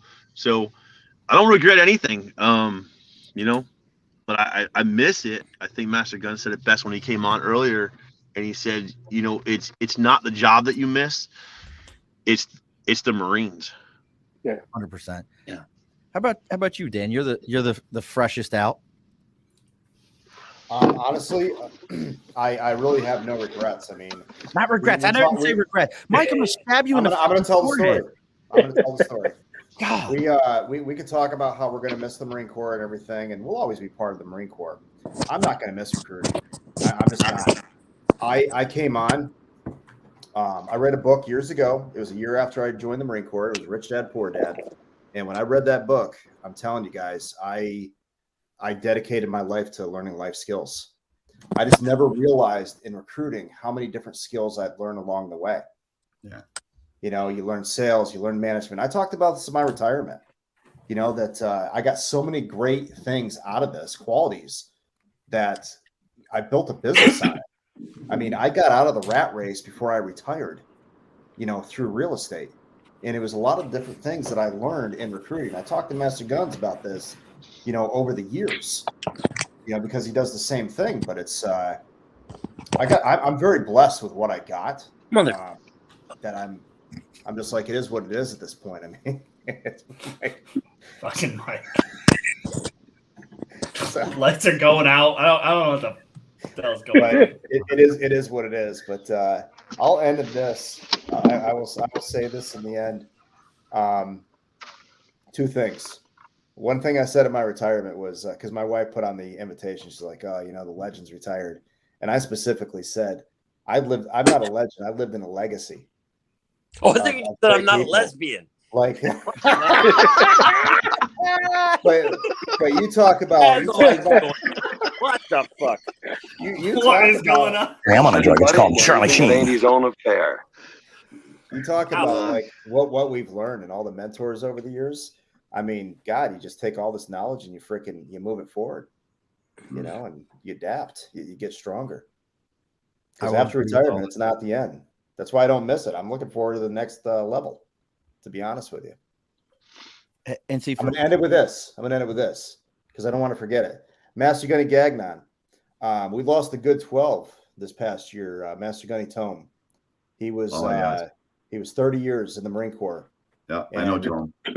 Master Gunny Tome was his CRC instructor, correct? What's that? You were a CRC instructor, correct? Yes. Or were you? Yeah. Yeah, I put him through That's CRC. how far back. Yeah, that's how far back this legacy goes. And this is a good dude. I mean, he was at my house last year having dinner, and he unfortunately He was on the West Coast, wasn't he? He was. He was like San Francisco or Sacramento, someplace like that when he went through CRC? Yes, and then he came here. He went to Pittsburgh as an RI, and then he became the contact team chief. Yeah, I remember. Great dude. Yep. I remember putting him. I saw that we lost him in the. I remembered I don't remember what CRC group he was in, but I remember putting him. I remember when he came through. Yeah, he could have said any number. I wouldn't have remembered, but he always praised you. Yeah, Tom was a good man. Mentor. Well, you just brought up a good point, and I think that's something that makes our MOS unique to the Marine Corps. Is we are so small. It is the only MOS I know of that you have to be selected by other members of the MOS to get the MOS. I don't know of any other one that's like that. I think the closest would be maybe if you're at HMX1 and you're standing, you know, at the helicopter, you know, you're part of the crew chiefs. Those crew chiefs select the replacement crew chief that's going to do HMX1. But I don't know any other MOS in the Marine Corps that you can say, I went and I did the job, and I have to convince other parts of the 8412 Mafia that I'm okay, that you can bring me on. I'm acceptable in this. I mean, that's a very different aspect to the Marine Corps. And it's also, you know, we used to all say officers were renters. We were owners. That was our property. We lived there. They never moved us for the longest time till what's her name became CG down in Lori Reynolds. Lori Reynolds thought it was a great idea. I'm going to move my 12s around because they need to be spread, and then realized that dudes would go other places and just. Mike's a big fan. Mike, you're a big fan of her, right? Well, they For a dinosaur, she'd be a lick a lot. Come on. Yeah. But well, I just saw her on LinkedIn. She's like a bank VP or something like that now. She popped up, but you know that we had these changes. But I mean, honestly, and you know, we all, you know, we're by the time this is all over with, you're going to need a rag to clean yourself up, Air Master Guns. But I mean, every single one of us at some point in time, whether it's the fact that when we went to recruiter school, when I went, you were there, you rewrote that book because I was there in 2001. So you rewrote the book that I went through. You and Master Guns, God, what was his? He left and they brought him back. Dude from Jersey. No, he was out there in California. He had retired, and then 9/11. Master Guns McMillan. Mac. Mac. Yeah. He had left, and then they brought him back. Like the Marine Corps asked him to come back on recruit. Like, please come back in the Marine Corps, and we'll bring you back. And he was retired. You know, we had, you know, you nailed it, Dan. We had legends. We had people that, you know, it's hard to explain to folks the people we ran with. Bill Kelly. None of you guys but me knows who Bill Kelly is. Master Guns would. I can remember being on the phone thinking I was king shit at Turd Island with 5 contracts in. Bill Kelly calling me up and going, "Hey, Marine, what are you doing right now?" "I'm doing good, Master Sergeant. I got getting ready for next month." "What do you mean, Marine?" "I said, I'm getting ready for next month, write some more contracts." "Motherfucker, do you know who you're talking to?" Yeah, it's Master Sergeant Kelly." "Do you know how many contracts we need for mission?" "No, I have no idea." "Why?" "I know what I got. I got 5. And he was like, and he just ripped me one end to the other. I called my NCOIC up, and I was a sergeant. I was like, "Gunny, I think I screwed up, and this is what I did." He's like, "Don't worry about it. I got it." And the guy covered for me, was like, "Hey, he doesn't understand." But Master Sergeant Kelly knew what the deal was. I just wasn't supposed to tell it to him. For me, I thought I was like happy. I was like, "Fuck yeah, man, I'm great. I'm doing good." So Master Guns, I know from all of us, and we'll all could say it, I thank you. I wouldn't have got back on recruiting duty the second time if it wasn't for you. When I reached out to you and said, "Hey, I want to come back." So I thank you for that. And really creating our MOS to what it is today was your effort. So we all appreciate you for that. Yeah. Well, you know what's funny about that is, Whoa. Bill, you feeling better? That wasn't me. The 8412 is generational, right? Like, you all are a generation, and you left your mark on the next generation. There's going to be people that you guys touched in that same way, just like I have my legends, right? When I look back, when I was a young, I came on recruiting duty as a sergeant, right? And I can remember when I was a young sergeant, the guys that were the RIs and staff NCOICs at the time, brand new 12s, because it was a fairly new program then. Their stories of recruiting was before the volume 1, right? I mean, you got guys like the Breyer brothers. You got guys like what was the master? Steica, right? Mikey Steica. Mike Steica. We referenced Mike last year. Together. He was the RI in Buffalo for years and years and years. I learned from, and Bobby Breyer, right? Ronnie was the younger one, but Bobby, you had Dolby, Master Gunny Dolby, Don Dolby, who he used to run with the Cipro, Master Gunny Cipro from Mountain Ball. So all of those guys, they were like the legends. And of course, then you had Elwell and Giuliano, who were like that generation in between, right? But I can remember guys like Bobby Breyer, and I'm sitting there. I wasn't even 8412 yet. I was an RI. I was actually an RI before I was a 12. I went to RIC before I went to 84. Before I went to CRC. They didn't call it CRC then. They call it 8412 school. And I can remember sitting in an all hands, and Colonel Blythe was rattling off, and Bobby Breyer stood up. He was a force to be reckoned with. He's a big guy. He's from Boston, right? And he had that accent. And I can remember Colonel Blythe talking about 8412's lack of leadership, and you can't get your Marines to work. You can't get your Marines to have discipline. You can't get your Marines to do this and do that. Bobby stood right up, Master Gunny. And again, this is like my first 8412 conference. Master Gunny Breyer stood right up and said, "I'm going to tell you something, sir, about those Marines you're sending us." And he said, "Listen," he goes, "I can lead a horse to water." He said, "I can take him to the watering hole, and I can take his head and I can shove it down into the water, and I can stuff his head in the water so he has plenty of it. But I'll be damned if I'm going to put my lips on his ass and suck it so he'll do his job." I mean, and that man stood up and said that to a full bird colonel with absolutely no reservation, with no filter. You know what I mean? There was no politics in the room. Back then, those guys, it was just all business, and they were truly a mafia, right? But they got the job done. And so there's a lot of guys that I learned from, and then I learned a lot that many of those guys didn't believe in the systematic recruiting, because they came when they were recruiters. There was no such critter, and the systematic recruiting to them slowed them down, right? Elwell was like this. Elwell hated the system. Elwell couldn't spell, system. I know, because as an RI, I inspected his RSS one time, right? However, the man was brilliant at not only getting the job done, but impacting and leading his Marines to do it. You know what I mean? My generation, the guys that started right about when I did, that we were 12s together, we respected the system because it was so hot when it was a hot topic, right? When we were young, 8411s coming up, it was a hot topic. You got to learn the system, got to learn the system, got to learn. Well, then I learned the system, and I learned it was nothing more than a business system inside of recruiting. And if you used it and you mastered it, you can make anybody successful. But my point is that when you look at recruiting, and I think, Dan, you'll remember, I don't know if you remember the time I was the keynote speaker at the ball, right? And I talked about people that I knew, people in the room, and I made connections as to, even though I wasn't their recruiter or whatever, even the major in the room, I had a connection to the recruiter. And I talked about how we all are going to leave our mark, right? And every single one of you left your mark. Of course, Molly got tired. He used to do that in my classes too, just fucking duck out because he got tired of listening to me, right? But every single one of you have a legacy as well, right? It's like Dan said, we're not legends, we're in a legacy, but we're a generational business, right? And so if you happen to come across me when I was in my stride and in where the positions I was playing at the time, then you got a different experience from me, right?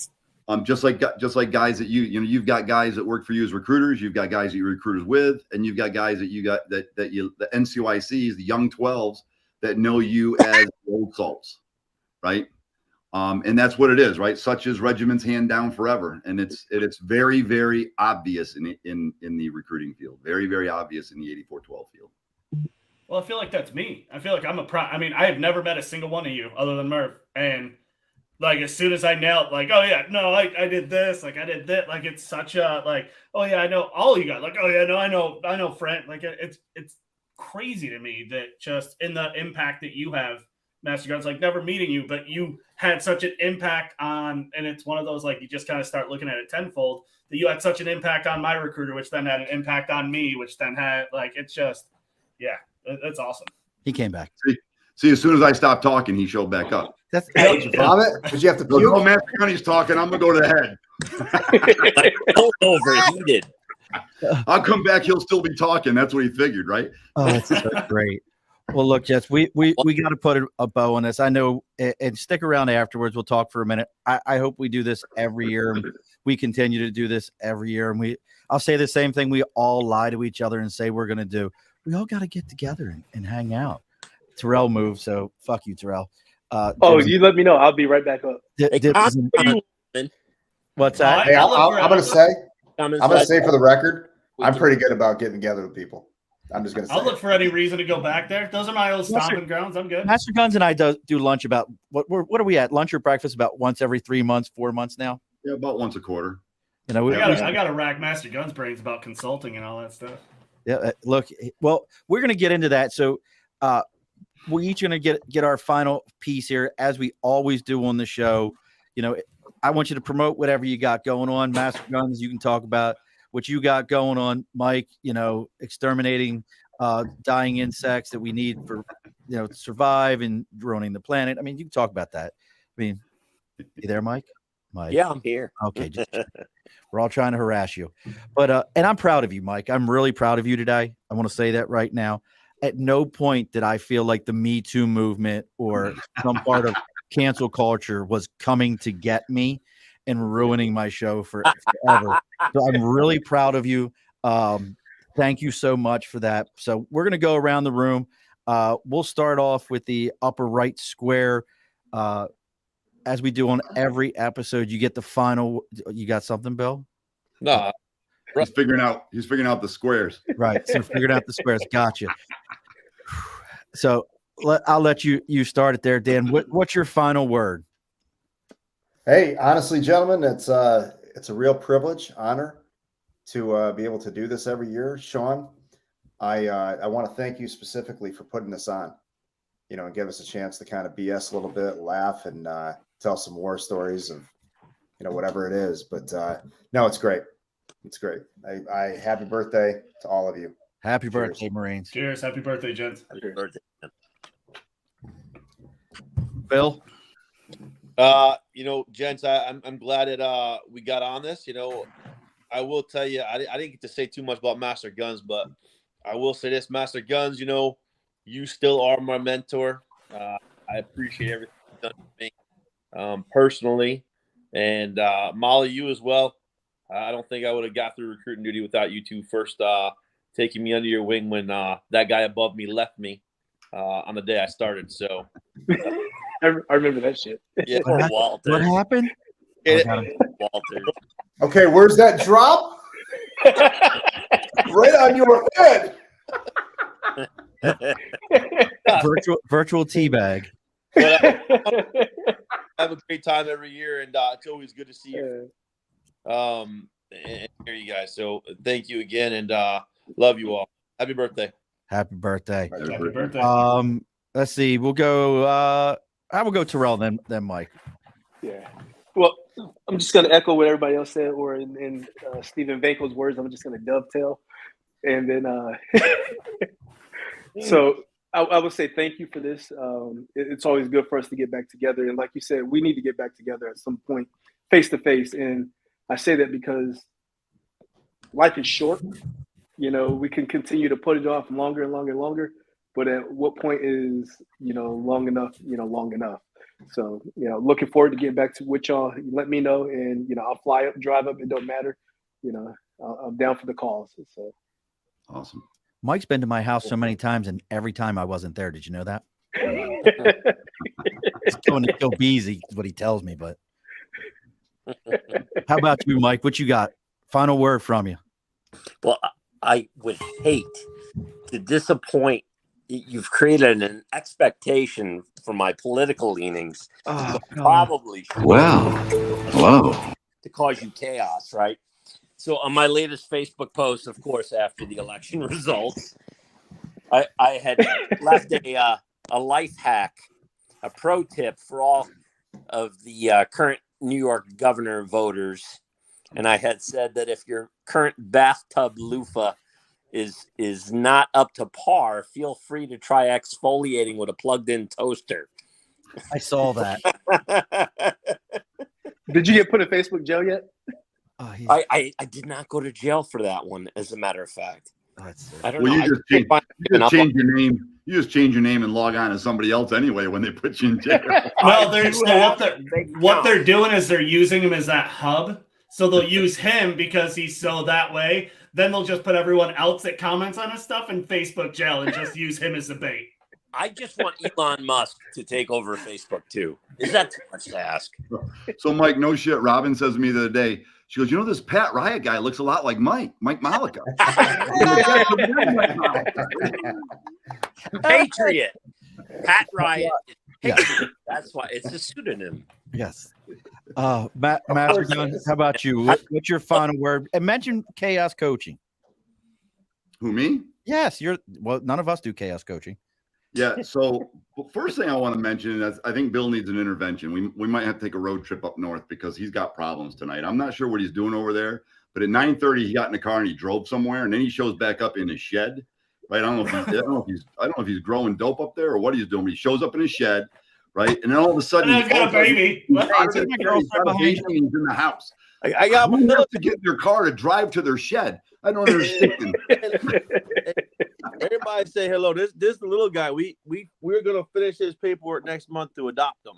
We've had him since he's old. That's awesome. Congratulations. Good stuff, man. Congrats, young man. Hi, Jackson. Awesome.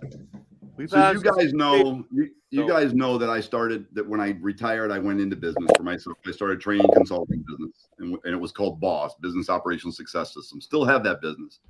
But that business, I would take any client. I would work with, I worked with Shell Oil Company. I worked with Shell Global. I worked with Disney. I worked with Meritz. I worked with Merck Pharmaceuticals, AngioDynamics, GE. I worked with a lot of big companies, and anywhere in between. I had an epiphany a couple of years ago where I was just sick of it. I'm sick of working with clients that refuse to be coachable. Clients that the officer ranks right? The C ranks and the VP ranks that I was coaching with, I was their coach as well, gave you all the lip service in the world. When you turn around, they weren't doing the things that could really make a difference. And although they were paying me really, really good money, and it meant that you had the ability to keep coming back because, you know, they weren't getting any better. Everything that I know about business, everything I know, you know, like Dan said, my skills, you know, from the Marine Corps, I took a look around and I go, you know what? Our small business entrepreneurs, our small business owners are friggin', they're suffering, right? And I'm tired of the SBA. I'm tired of the stat where in 5 years, 50% of small businesses won't be in business anymore. That stat has been around. You know, the SBA was created in the 1950s. It's been around for 75, 70, 74 years, something like that. And that stat has not gotten any better. It goes to 47%, goes to 52%, but it lingers right around 50%. And I said, you know, I just decided I was going to do something different, and I was going to do something about it. And I created Chaos Coaching. And Chaos Coach is all about small business entrepreneurs. Now, I haven't started to sell anything with it yet. Right now, all we're doing is we're building a tribe. And right now what we're doing is I'm doing a lot of free stuff. I'm doing a lot of training, and I've got coachings that I do 2-3 days a week that's all pro bono. And I'm working on all my curriculum, and, you know, then we're going to put it online and we're going to make the offering online, but it's all about helping the small business entrepreneur become a multi-million-dollar business. All of my small businesses, mine and many of the small businesses that I've worked with that I have as clients right now, we've been able to take them from either ground zero or take them from a 500K revenue position to multi-million-dollar businesses. I mean, I taught my boys how to build a multi-million-dollar business in the junk field, right? So I decided to take those skills and take those methods and actually share them. And hence Chaos Coach was born. And that's what I'm doing now. That's what I'm going to do from now until the time I either stop or they plant me, one or the other. You know, so that's fairly new, but it's my new passion. Still have J-Dog, the boys run it. And Mike, you want to hear something crazy? You remember those little fellas that used to run around the office? You know, one of them turned 30 this year. The other one turned 29, and they both got married this year. I have 2 daughter-in-laws now. So, and I'm almost 60. I'll be sick. I'm 57 years old. I'm almost 60 years old. I'm like, how the hell did that happen? Right. But listen, Sean, I wanted to thank you for it's funny because I don't know if you guys know this, but I tune into his podcast every once in a while just because I enjoy it, see what he's got going on. But last year, I tuned into his recording, right? And you guys pop up. I go, oh no, what is this? And so I listened to the whole thing, right? I said, that is so cool. That is so cool. So I asked him today, I said, hey, you got the guys coming on, right? No birthday thing this year. He goes, oh no, we're doing it. I'm like, all right, that is cool. So, you know, it's great to see y'all. It's great to hear from y'all. And I miss every single one of you. So thank you for the opportunity, Sean. Thanks for the invite. Hey, thanks for being here for us, Master Guns. Dibs, what you got going, brother? Hey, no, it's to say that it's an absolute pleasure and honor to actually sit here with you guys. Like, you are the legends, not to yeah, you are the legends, you are the legacy. I mean, it's insane. I greatly appreciate it. And I think this is huge. I mean, I'm going through a lot of this self-help stuff, really trying to take care of myself, and a huge shout out to Sean for that aspect, because he's helped me through a lot of shit that has happened. So I mean, a lot of that comes from that Marine Corps brotherhood. So it's super appreciated. It's an absolute honor to share it here with my little 8 years compared to everyone else in your 20. It's huge. I love hearing the stories. It's great. So I'll always join as long as Sean keeps sending the invite. I'll be here too. I think you might be older. How old are you, Dibs, now? I'll be 37 on Monday. You're older than Terrell. Wow. Give him one. He's older than you, isn't he, Terrell? I just turned 39 back in September. I thought you are the baby now, Dibs. You are the baby. Well, as we always Who's say, the baby now? This guy. I can't say enough. You know, we joke around a lot. We've all cussed each other out at least one point in our lives, and then turned around and been there for the most important occasions in every single one of our lives at some point. All of you, but were there for my retirement, and I appreciate all of you in one way or another, got me back onto something, and I appreciate every one of you. And we're going to do this every year as long as we can keep doing it. some quick things show wise. I got to get this out. So if you've got anything, maybe you got, a chaos coaching type thing and you got a sticker, or you've got be remediation, you got a sticker, whatever it is that you're doing, you reach out to me on Facebook, LinkedIn, YouTube, Twitter, Twitch, Instagram, TikTok, even our email. It's all the Above the Bar podcast. Send me a message. I'll tell you where to send the sticker. We put it up on the board. That's a free advertisement for you. All 4 of our listeners will hear it. So you're perfect. All 4 of them will get it. So make sure all 4 of them. So make sure you reach out to us, and hey, look, maybe your media feels like it came out in 1775 on November 10th, and you're trying to upgrade that. That guy right next to me, Media by Dibs. You reach out to Dibs. It's DIBS, Media by Dibs on Instagram, Media by Dibs on Facebook. And if you look him up on LinkedIn, it's Andrew Dibble, Dibble, no S at the end of it. And you reach out to him and you say, hey, I'm going to belly up to the bar. He's going to give you a 10% discount on your first order and a free consultation on top of that. All right, gents, it's done. And as we stick around for one moment, I got something I want to show you because some of you missed it. But as we always say here on the Above the Bar podcast, be sure to push your stool in. This has been an Earplug Podcast presentation, found on earplugpodcast.com, iTunes, SoundCloud, and wherever your favorite podcasts are found.